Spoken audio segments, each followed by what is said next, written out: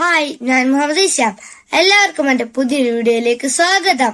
എന്റെ വീഡിയോ നിങ്ങൾക്ക് ഇഷ്ടമാവുകയാണെങ്കിൽ ലൈക്ക് ചെയ്യാനും ഷെയർ ചെയ്യാനും സബ്സ്ക്രൈബ് ചെയ്യാനും മറക്കല്ലേ.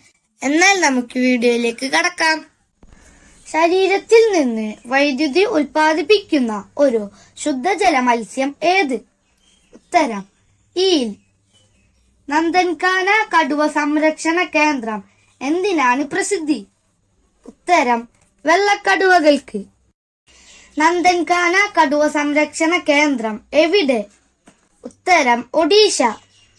ഭൂമിയുടെ കാന്തശക്തി അറിഞ്ഞ് സഞ്ചരിക്കുന്ന ജന്തു? ഉത്തരം ഒച്ചി. കടലാമകളുടെ പ്രജനന കേന്ദ്രമായ കോഴിക്കോട്ടെ കടൽ തീരം? ഉത്തരം കൊളുവ. ഒരു ആവാസ വ്യവസ്ഥയിലെ വിഘാടകരാണ്? ഉത്തരം ഫംഗസുകൾ. ബുക്സ വന്യജീവി സങ്കേതത്തിൽ സംരക്ഷിക്കപ്പെടുന്ന മൃഗം? ഉത്തരം കടുവ. ചിതലുകളുടെ മുഖ്യ ആഹാരമെന്ത്? ഉത്തരം സെല്ലുലോസ്. പുറകോട്ടു പറക്കാൻ കഴിയുന്ന ഏക പക്ഷി? ഉത്തരം ഹമ്മിങ് ബേർഡ്. പാണ്ഡകളുടെ ജന്മദേശമേത്? ഉത്തരം ചൈന. ജീവിതകാലം മുഴുവൻ പല്ല് മുളയ്ക്കുകയും കൊഴിയുകയും ചെയ്യുന്ന ജീവി ഏത്? ഉത്തരം മുതല.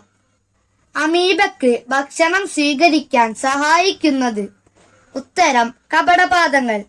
ചെരുപ്പിന്റെ ആകൃതിയിലുള്ള ഏകകോശജീവി? ഉത്തരം പാരമീസിയം. എന്നാണ് ലോകവന ദിനം? ഉത്തരം മാർച്ച് 21. വെള്ളം കുടിക്കാതെ വളരുന്ന ജീവി? ഉത്തരം കങ്കാരുഎലി. പാദങ്ങളുടെ മുകളിൽ മുട്ട സൂക്ഷിക്കുന്ന പക്ഷി? ഉത്തരം പെൻഗ്വിൻ. കൂട് കൂട്ടുന്ന പാമ്പ്?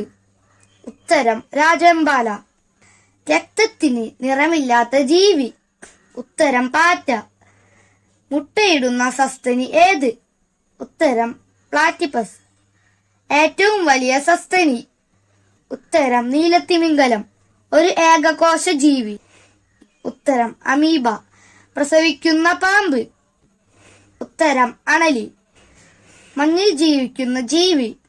ഉത്തരം പെൻഗ്വിൻ. പ്രകൃതിയുടെ വിഘാടകർ എന്നറിയപ്പെടുന്നത്? ഉത്തരം ബാക്ടീരിയകൾ. രൂപാന്തരണം നടക്കുന്ന നട്ടെല്ലുള്ള ജീവി? ഉത്തരം തവള. രൂപാന്തരണം നടക്കുന്ന നട്ടെല്ലില്ലാത്ത ജീവി? ഉത്തരം കൊതുക്. ചിത്രശലഭത്തിന്റെ സമാധി ദശക്കു പറയുന്ന പേര്? ഉത്തരം പ്യൂപ്പ. പറക്കാൻ കഴിയാത്ത പക്ഷി? ഉത്തരം കിവി.